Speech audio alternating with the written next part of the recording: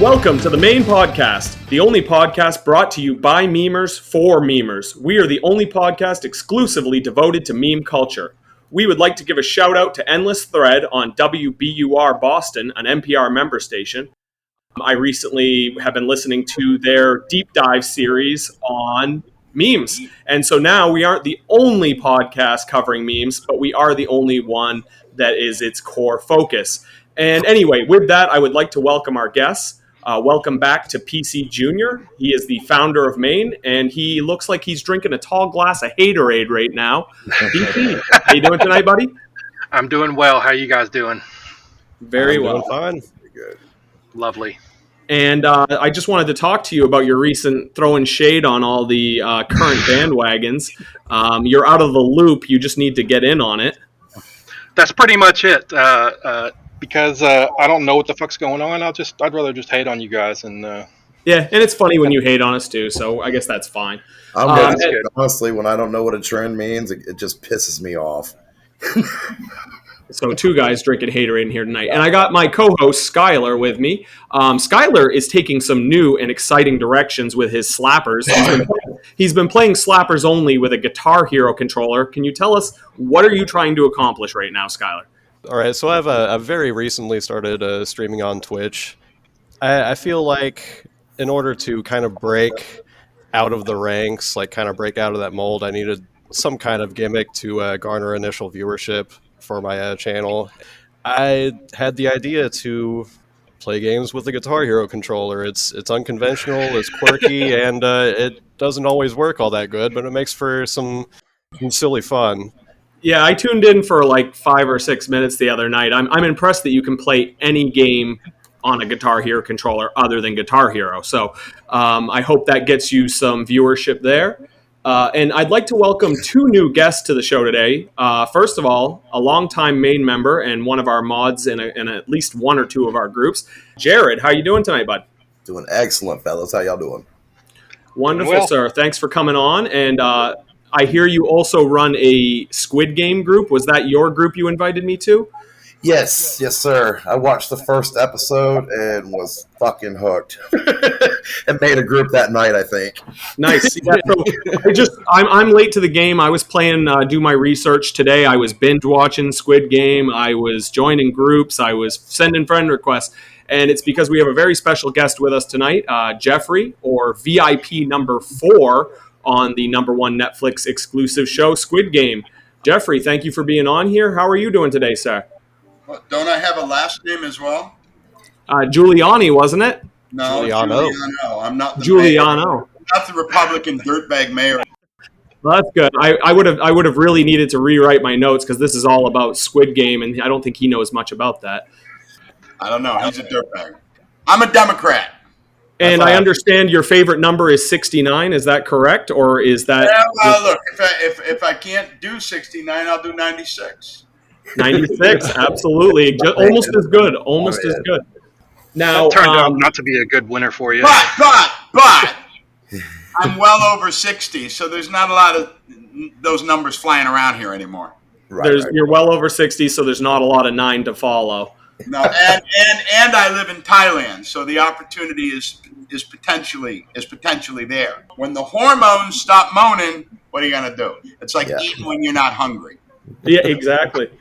Now, I understand that probably nobody read the notes I wrote, but in the true nature of Squid Game, I thought we would actually start the show with a game, and it should be a fair one, but I don't know if it's going to work on the spot. We'll give it a try.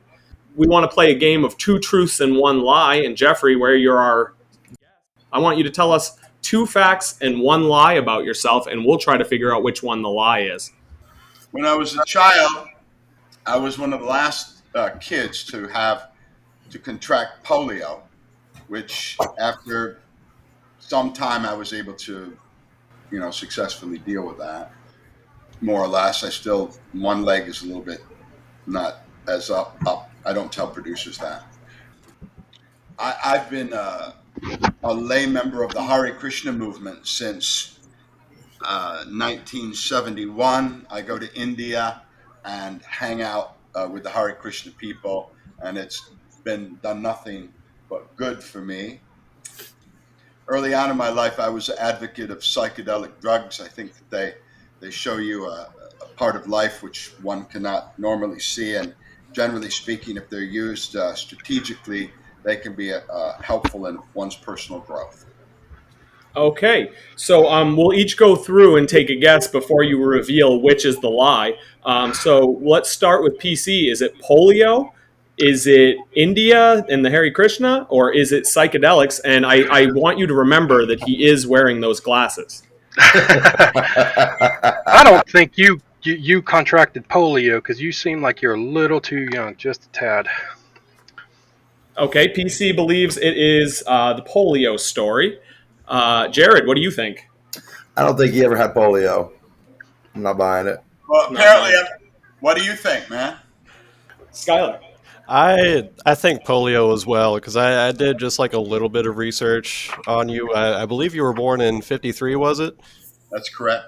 And I want to say that polio was, the vaccine came out, I want to say it was either 50 or 55. I don't recall right now, but well, I did say I was one of the last people. I said I was one of the last people. Well, we can't all have the same answer, so I'm going to go with the Hare Krishna because the psychedelics seems evident to me. Now, I see some statues, I see some religious things in the background, so I'm probably wrong, but I just can't be the only one that's the guy who goes outside the box here. The odd you want to know the answer? Yes. The odd duck out. Yes, we'd love to know the answer. I lied about the polio. Yeah, And knew it. You've done psychedelics? That's unthinkable, isn't it? It Do is. you know how many books he's written about the Beatles? Like 32. 32. That is impressive. 32. Wow. That is very impressive. What brought that on? Well, when I got a master's degree in acting in '76, I was hired to be the marvelous magical Burger King on those commercials. I did that, but I had heard from people around in that circle that McDonald's paid like 3 times as much. So I contacted McDonald's, and lo and behold, they were looking for a new Ronald McDonald. So then I became Ronald McDonald, and we were based in Toronto. Well, they found out after a year that I was a vegetarian and animal rights activist, and they wanted to fire me. And so I sued them for wrongful dismissal, and they settled, and I won. And but I had to leave Toronto, and I had 2 little tiny kids, and I didn't know what to do because the money wasn't that much, and I didn't have anywhere to go in America. So I looked in complete desperation. I looked under P for publisher in 1983. I said, hi, I know more about the Beatles than anyone in the whole world. And they said, just a minute. Rather than hanging up, they said, just a minute. I thought that was odd. So then about 10 minutes later, the CEO, I said, you got a Beatle book? I said, well, I don't have a Beatle book, but I could make one for you. And then he said, hold on. And he said, come down right now. And I went down there, and they gave me a check for $50,000. Apparently that when I called, they were sitting at a table thinking, you know what we need around here is a Beatles book. Yeah. So just perfect timing. Yeah, it was crazy. And nobody could do that now. But it happened again. When Titanic, so then I became a millionaire from writing books. Then I started thinking that I should make audiobooks, which I now own a company called Icon Audiobooks. And I've done many things with audiobooks for years and years and made lots of money. When Titanic came out, crazy about that film Titanic, I called up Random House Audio, and the CEO was called Jenny Frost. So I said, could I speak to Jenny Frost? This is Jenny Frost. My secretary's sick. What do you want? Can I help you? And I knew I had about 30 seconds. And I said, yeah, I just have 2 audiobooks on Titanic with all the interviews with the captain and everything else. Is like, and Paul, you do? I said, yeah, I do. And she said, okay, how much do you want for it? And I was going to say like $10,000. And my daughter said, say $250,000. And I said, I can't say that. She said, just say it. And I said, I want $250,000. And there was a pause. And she said, I'll send half tonight by Federal Express and give you the other half upon receipt. Now, I didn't have any any book on Titanic, any audiobook.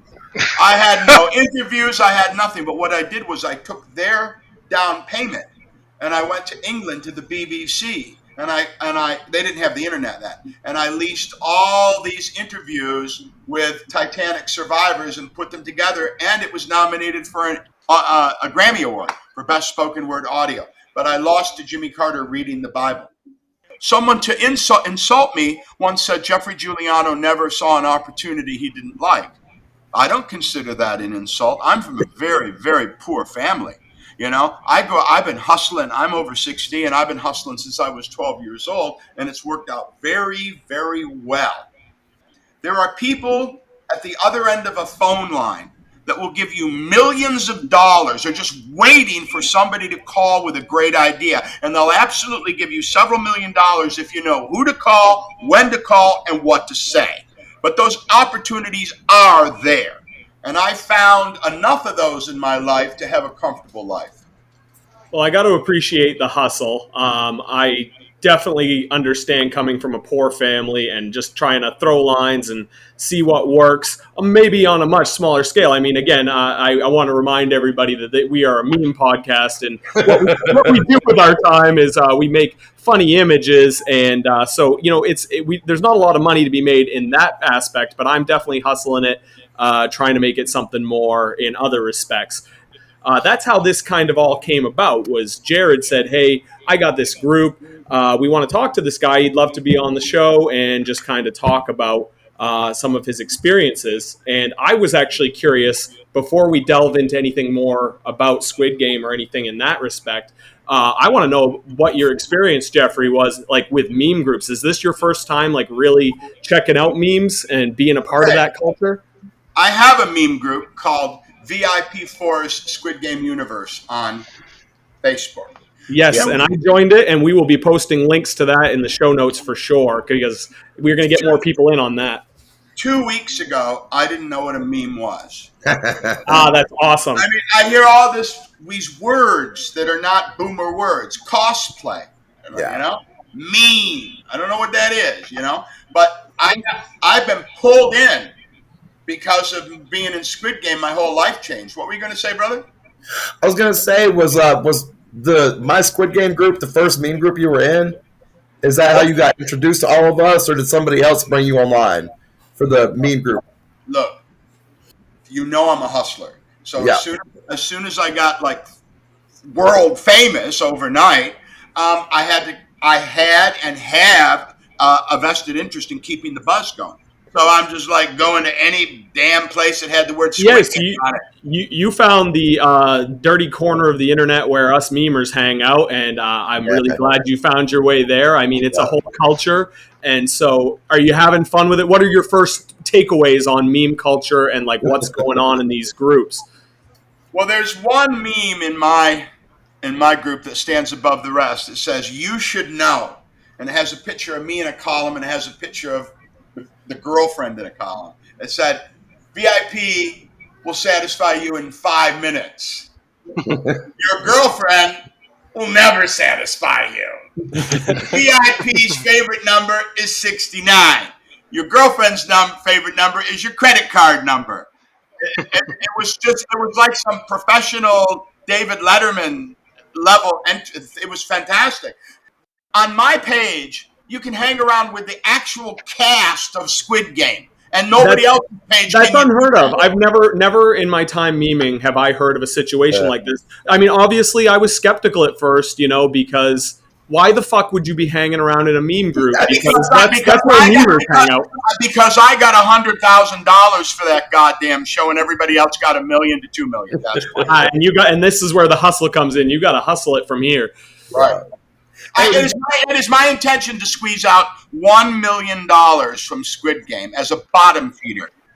Even though you got paid less, we were just talking about this before we went live. You said a quarter of the world has seen your ass. Yeah. That's got to be worth something. Yeah. It's worth a lot of men and women writing me saying, "You weren't satisfied in 5 minutes. Let me finish the job." That's what it's worth.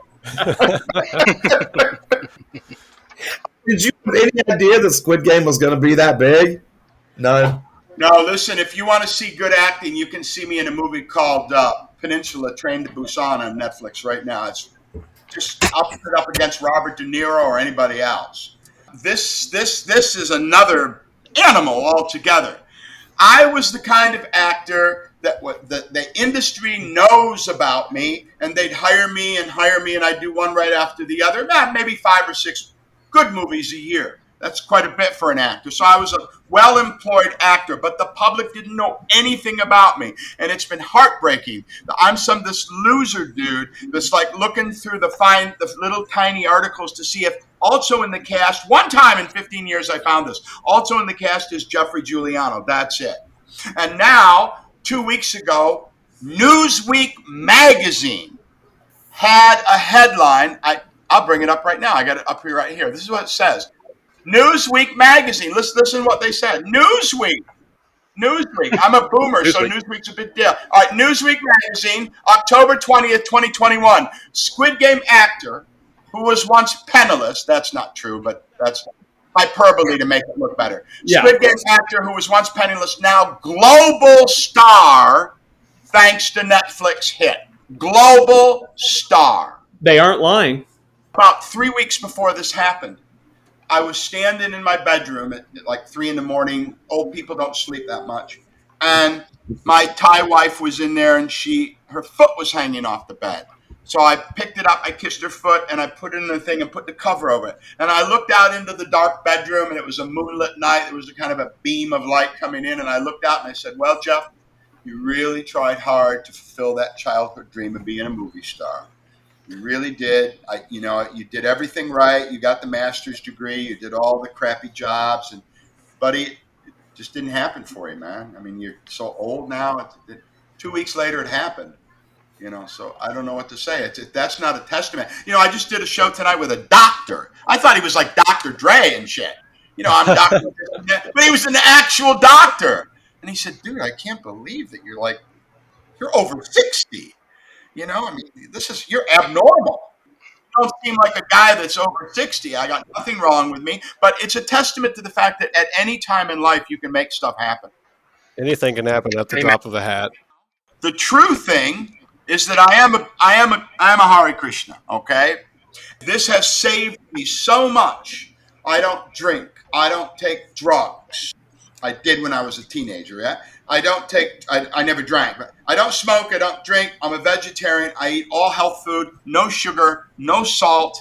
I meditate. I got a meditation chair over here. I meditate for 50 years. I've been meditating. And I believe, I can't know, but I believe that has made me sort of not age in the way that other people my age look and feel. Some of those things surely must help. Maybe it's the culmination of factors.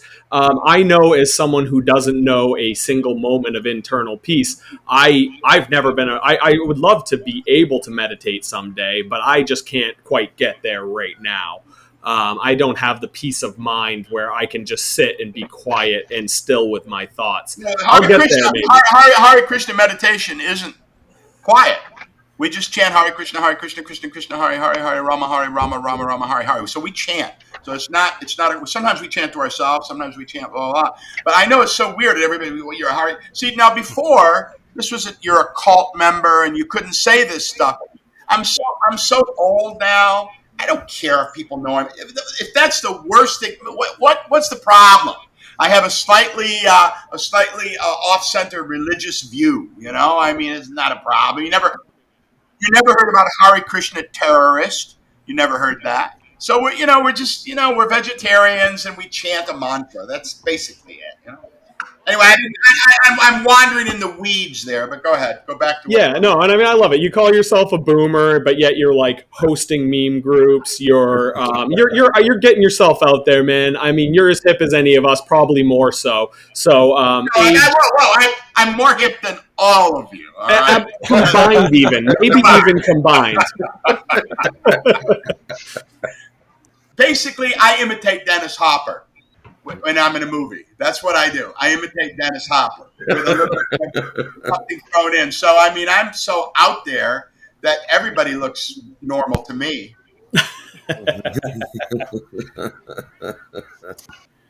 I don't know anything about the internet, but I was contacted by somebody called representatives of someone called Mr. Beast. Yes. And Mr. Beast apparently would like to use me in his version of Squid Game that he's doing. And Okay. I heard he's a rich dude, so he's going to have to pay me a lot of money, and I'll do it. He is obscenely rich. Does he do the weird food shit? Isn't he like he does all sorts of weird YouTube videos, Skyler? He does all kinds of YouTube challenges, and he'll just like drop in on people's Twitch streams and like throw them $10,000, like, hey, win this game and I'll donate $10,000 to you. I was watching one of his videos the other day where he had, I want to say, 100 people in a spray painted circle, and the last person to leave the circle would win $500,000. He was playing his own Squid Game. He gave the first person to leave $10,000, and then he kept on throwing just like 10,000, 5,000. I'll give you like some burgers. Like it was crazy. You know, if something comes, I do it. Anybody who wants me on their podcast, just give me a call. I'll do it. What do I care? Otherwise, I'm just sitting in the office here chanting Hare Krishna. So I'll do it, man. I was watching another interview that you had done, and you talk about wanting to squeeze out, $1 million in the end game from a Squid Game. Jared, he was talking about your robe and your mask, and there was some other prop that you were able to save from the show. Storyboard. The storyboard, the script storyboard, and you're actually, those are going to auction to be sold, but the proceeds are going to charity. I didn't say what I was going to do with the $1 million. I said I wanted to squeeze out the $1 million. I give a lot of money to charity. We're carbon-based life forms, guys. And we only live a very short time. Wherever we were and wherever we're going is much bigger than this little bank and shoal of time. So I try to hedge my bets by doing stuff that I think is, it's just going to help people out. Life's really hard for lots of them. You guys smoke. You're smoking sons of bitches, aren't you? Usually there's another Josh on here ripping a giant bowl that takes up like half the screen. We didn't want him on here today because he'd be just like smoking the place out. Now I understand what you mean by saying the bowels of the internet. I got that now.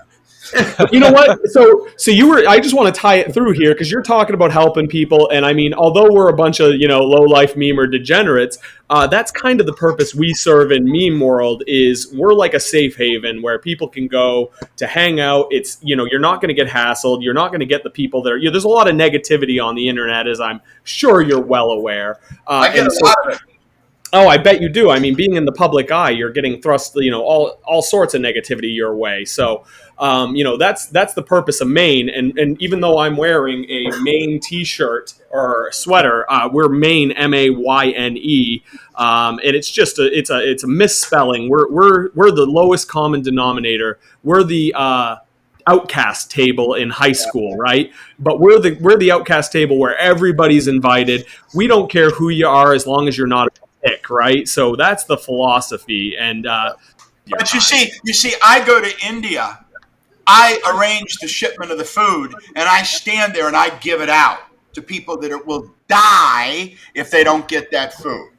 It's called the Vrindavan Widows and Children's Trust, Food for All. And we go to India a couple times a year, and we give out a lot of food.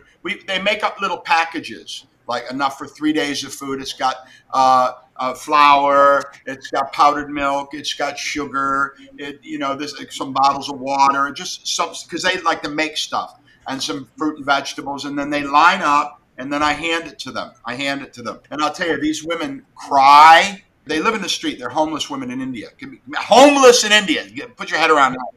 They cry. They fall at my feet. They kiss my feet. They don't want to let go. The security has to move them off my body because and it's not the fact that I've given them the food. It's the fact that somebody cares. Somebody cares. Yeah. And I don't want to give away a lot in the show, but that's, like I said, I was doing my homework real late and, I'm always scrambling for time, but that seems like a takeaway in the show too, is like, will anyone help? I came into that show not thinking I was going to be touched, but there were some messages that for sure resonated, and you've already touched on them kind of unintentionally just on talking about that. And one of the things that I noticed in the show was they were talking about the main character. His mother had diabetes and she couldn't take care of her foot, and she just continued to work and was basically digging an early grave because she couldn't afford the health care. And that was one of the things that I was like, why is it like that here in the United States as well? Yeah.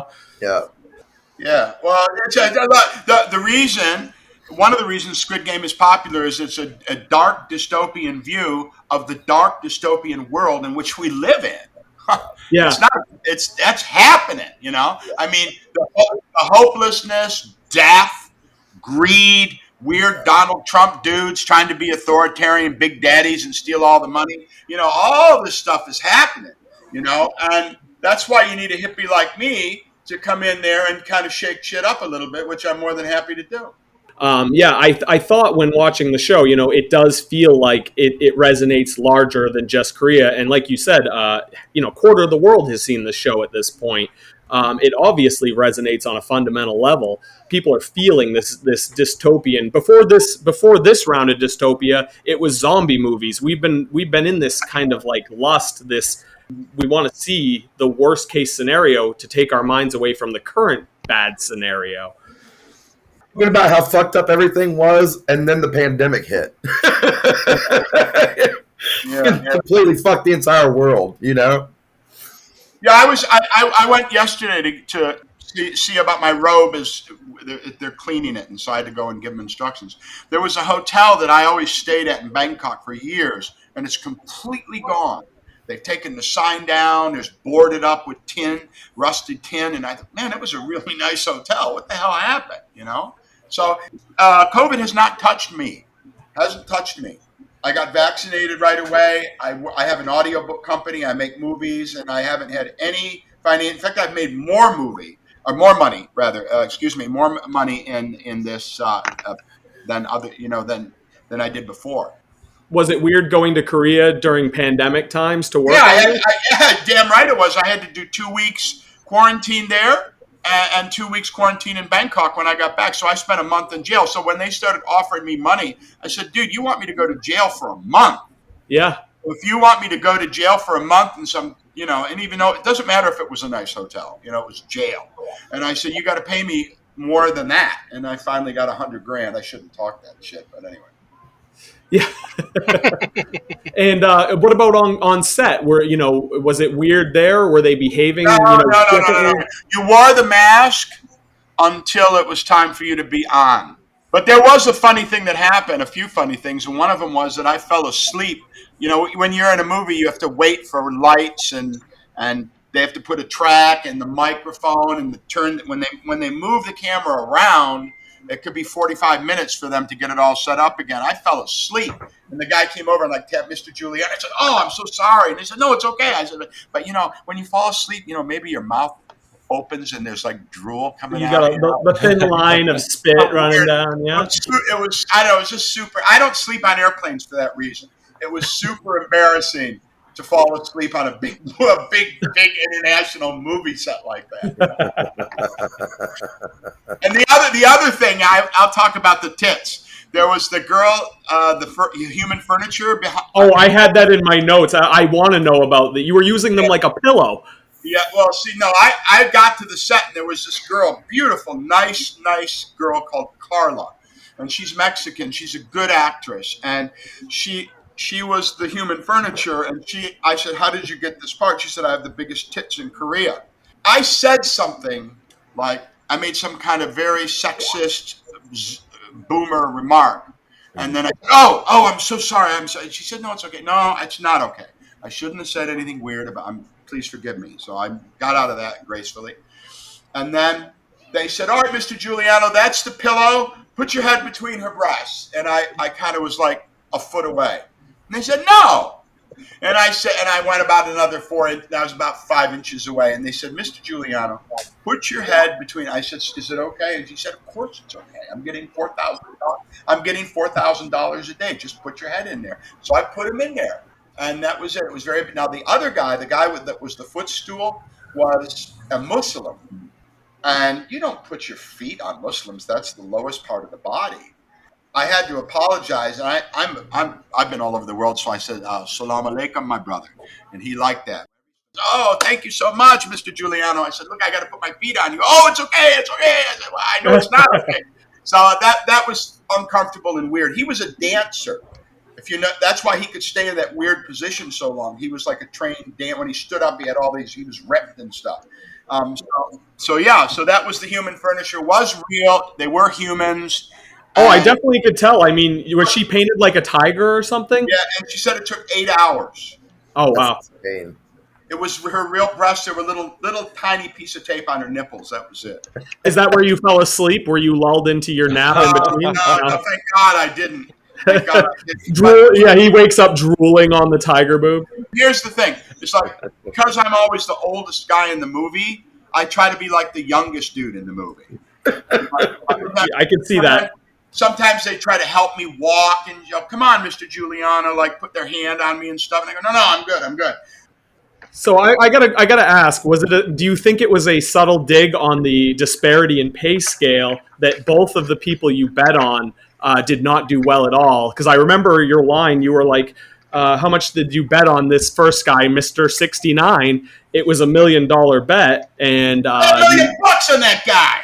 Yeah, you bet $1 million on 69. I don't know if you bet the same amount on 96, but both of yours did shit. Yeah, I didn't want to say those lines, either one of them. I said, look, I'm a famous writer. Let me rewrite them. No. Okay, fine. Did you have any input? No, I was not allowed. I was not allowed any, and for that kind of money, I wasn't going to rock the boat. When I went on there, I said, I tried to ad-lib around it. And they said, Mr. Giuliano, would you please stick to the script, sir? So I just had to say exactly. And some people faulted me online. Oh, he's a terrible actor. He said 69 and 96 like he really thinks that's funny. Dude, what the hell has that got to do with me? Nothing. You know? Yeah, you read the lines. Well, that's like a huge debate about the show online with everybody talking about it, is everybody talks about how the VIPs acted like shit. But the director did that on purpose. Like, you guys were juxtaposed, like, all the serious dark shit that was going on in the games. There was no VIPs. There's some guys that are very nice guys that are featured extras that had like 1 or 2 lines each, and it's me who had a big part. So you definitely did, yeah. We're not a rock group, the VIPs. I don't know. I don't know those guys. Their acting, good, bad, or indifferent, has nothing to do with me. I did fine. I did what they asked me to do. Yeah. It was an exaggerated caricature. When the waiter's over there, I say, "Hey, come here! Don't do that! What are you doing? What the fuck are you doing?" Would Robert De Niro do that a lot differently? Is there some big thing? No. It's just not. That's just nonsense. I don't even now that. It's people that don't know shit about shows, man, about the complexity of the entire series. You know what I mean? I was employed by Netflix. Netflix, if they didn't like anything, they got big pair of scissors down there in Hollywood. And if they don't like your shit, they cut your ass out. It's happened to me several times. Not one word of my dialogue was cut out. Not a word. So it's good job. I did not. I'm a very, very, very, very good actor. And if you don't believe me, just go to Peninsula Train to Busan on Netflix, and you'll see another side. Not in any way the same capacity, but I might as well just say I had a very similar cutting experience. I was on an episode of Undercover Boss, and they cut my entire shit out, so I only show up on the show laughing, muted. I think they were doing that because they really didn't like me. I'll tell you, I was in a movie last year in Malaysia, Kuala Lumpur, called the Singapore Grip, and I had a big part. But when I met the producer, I said something that sounded terrible, but I didn't mean it that way. But I knew once it came out of my mouth, I could never take it back. She said, "I'm Farah. I'm the producer." I said, "Oh, I don't know. I have no idea." And I said it in a denigrating way, but I didn't mean it like that. I was completely cut out of that movie, except I sat there like an extra. They paid me, But I had a luxury apartment for a week, and they said, okay, you're done. You're going. We're taking you to the airport. What are you talking about? I got 3 more days in this apartment. No, you don't. You're out of here. Being on a big movie set is a minefield, and you can piss people off really easy. Patrick Stewart from Star Trek. I made a movie with him called Jules Verne's The Mysterious Island for the Hallmark Channel. And I was sitting at dinner. He invited me to dinner, and the whole cast was there. Vinnie Jones, we were all there. And he was had a few drinks, and he looked over to me and said, Mr. Giuliano, is it true, as I've heard, that you are indeed a vegetarian? And I said, well, yes, Mr. Stewart, I am. I don't. He said, do you feel, therefore, that you are morally superior to me? No, of course he never spoke to me on that whole 2-week shoot. No one spoke to me. I was a fucking pariah. I mean, I don't even know where that came from. It was a good impersonation. We've been having a bit of a impersonation bandwagon in our meme groups, but it's literally just us impersonating each other. It's very very bad. That's got to be good for 4 or 5 clicks. Oh, at least 10. I got like 50 on one. I mean, come on. Well, hey, I know PC's been really quiet, and I want to see. I thought you had some questions for Geoffrey here. I do. They're in relation to Squid Game. Yeah. Do you have a favorite character in Squid Game? Yeah, I think the main lead guy was pretty good. And he's, what's really clever about that guy, he's an agent. He's an agent. So effectively, at some, philosophically, he could give himself a job. He's like the biggest actor's agent in Korea. So when they get a request for a job, he sees it first. He was pretty good. He wears loafers with no socks. And the last time I saw that was with Don Johnson on Miami Vice when I was 30. So I don't know. That's all. That's the answer. That's pretty common in America right now, actually. Okay. It's real big with the frat bros. Don't your shoes smell? I wouldn't know. It ain't me. Speaking of him, that's number 456, the protagonist in Squid Game. His character, he angered my wife, he angered my eldest, and myself for repeatedly making bonehead mistakes, including... Me too. Yeah. He ripped off his own mother. He gambled at a claw game to get his daughter a birthday present, and he betrayed number 1. His name escapes me now. The old guy. Ilnam. Old Gamboo. Yeah. That made it very difficult to like. Yes. I only play bad guys in movies, so I'm into bad guys. Now, what did your wife think about my performance, my friend? We were all fascinated by the ass. Was there anybody else in Squid Game that you would have preferred to win? Okay, now this is where I have to make a confession. I thought I said it already. I haven't watched Squid Game. You didn't watch it. Why would I watch some movie that I'm in? I watch my part, and I got a guy who works for me. I say, all right, cut my part out and put it on my website. No, I don't care about stupid fucking movie of any movie that I make. Unless I'm in some Godfather shit, I'm not going to be watching it.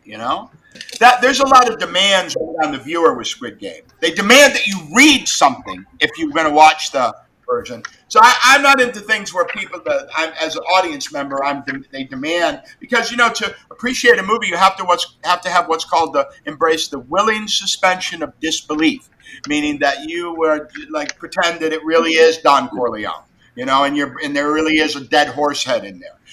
But if you have to suddenly start reading some shit or doing mathematical equations or whatever they ask you, takes you out of it. It takes you out of it.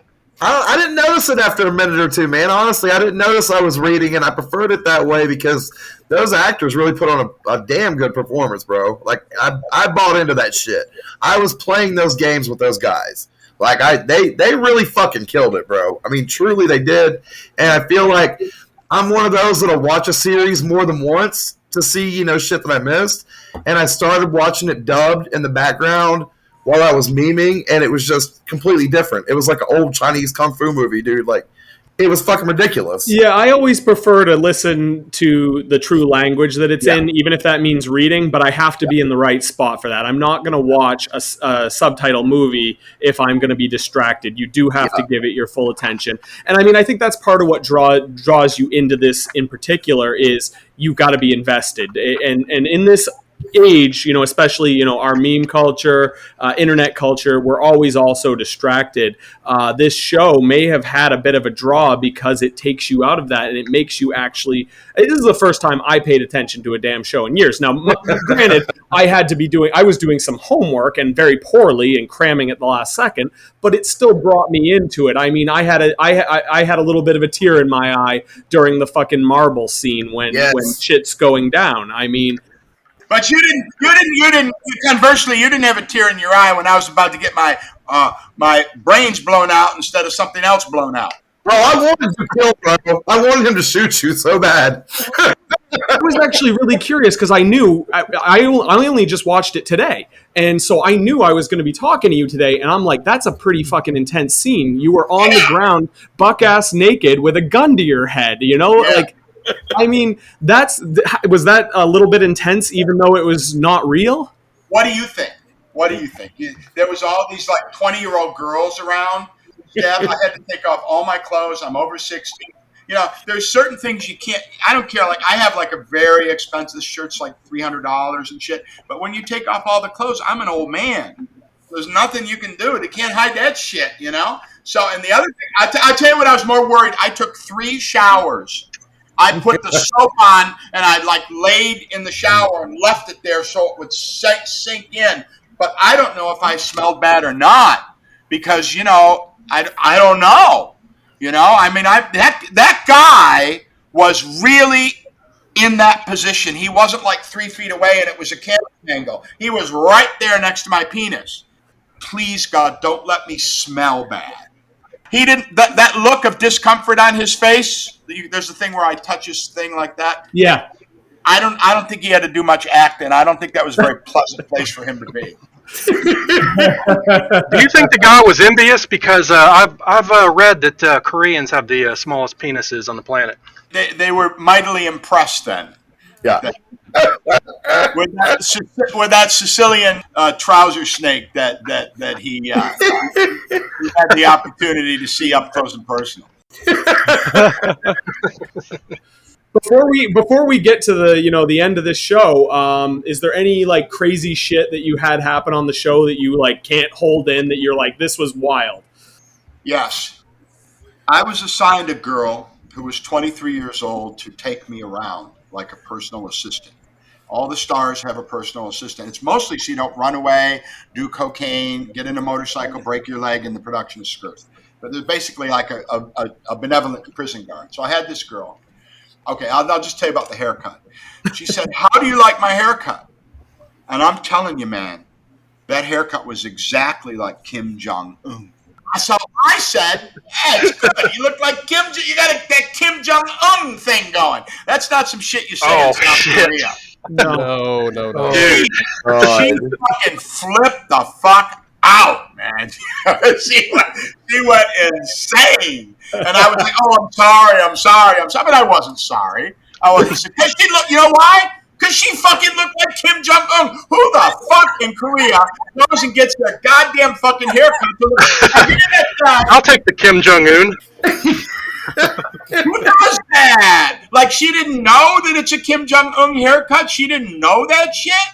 I mean, it's like that is the Beatles and Kim Jong-un have the most famous haircuts in the world. And she's running around with a Kim Jong-un haircut. Say, "Well, how do you like my new haircut?" I said, "Oh, you got the Kim Jong-un thing happening." And she just went crazy. So that's one thing. The other thing is there was no vegetarian food in Korea. They don't know about vegetarians there. So what'd you do? Did you have to suspend your eating habits? No, man. They started bringing me big plates of rice, and then they bring me a croissant and this orange juice full of sugar syrup for breakfast. And I said, "This is not food, But, the thing is, they gave me $300 a day for food. So I just kept that money and brought it home with me. In fact, I have it here in a drawer. It's all American money. So I just, I was like, okay, man, you don't want to give me some food? I won't eat. That's cool. And actually, I went down and I bought Sun Chips. In the condo I was living in the bottom, there was a 7-Eleven. And the only thing they had there that I could eat was Sun Chips. And I like Sun Chips. So I drank iced tea and Sun Chips for 2 weeks. You probably don't like Sun Chips too much anymore, No, sorry, it wasn't Sun Chips. It was Doritos. And so I don't, I don't like Doritos because they make your hand red and shit. Oh, yeah. And you know what? I still can't eat Cooler Ranch Doritos to this day because I ate too many of them as a kid. And they're fucking awful now to me. Like, they're toxic. But I love them for a period. I'll tell you, I can definitely get down with some garden salsa Sun Chips. Oh, well, garden salsa Sun Chips are amazing. But I could burn out on those, too, I'm sure. Fun fact, they could make the Doritos to where they don't leave that dust on your fingers, but they purposefully make it like that so you do get the dust on your fingers. Well, and the other thing, you know that that's got to be some toxic shit. That's not some organic shit that they go out in France and they grow it in the field and then they grind it together. That's some like a caustic shit that will definitely give you some kind of skin cancer when you're about 55. It just binds right in your flesh. Who fucking knows what that is? It tastes like cheese. I'll get back to you about the cancer in about 28 years. There's a lot of things that taste like cheese once you lived in Thailand, my brother. With the international attention, I mean, it's Netflix's biggest show ever, Squid Game. Have you gotten any offers from Hollywood? Yeah. They want you? Of course. Yes, of course I have, but I can't talk about them because there's almost always secrecy agreements involved in these things. But I've had 3 movies offered to me. They're way, way up in 6 figures. And I mean, as long as congratulations on that. Now is when I'll have the heart attacks. Fuck, he worked all his life to get his shit together, and then he dropped dead. So if I don't drop dead, I should be a pretty. Now I have a question for you. Do I, after you've seen me, do I seem like that guy in Squid Game? Can you see that I played that guy, or do I seem very different from that guy? You're that fucking character. I'm sorry, you're him. You're the guy. Jared, you had one last question, bud? Okay, I have a question, and it's yeah. Do you think I have pants on? Oh, that's a really good question. I hope you do. It's early. He said the other day he got up and walked away and didn't realize. Just a minute, I'll be right back. There's that ass. I knew I recognized you. There, now we all recognize you. All right, so you've written all those Beatles books. Did you ever meet any of the Beatles? Yes, I did. Of course I did. I knew George Harrison quite well. And he was a cool guy. He was a very cool guy. He was. I remember his teeth were really big and long. They were long teeth. We're running kind of long. Teeth. And the front. And I remember talking, and he said, "What are you looking at?" I said, nothing. You're looking at my long teeth, aren't you?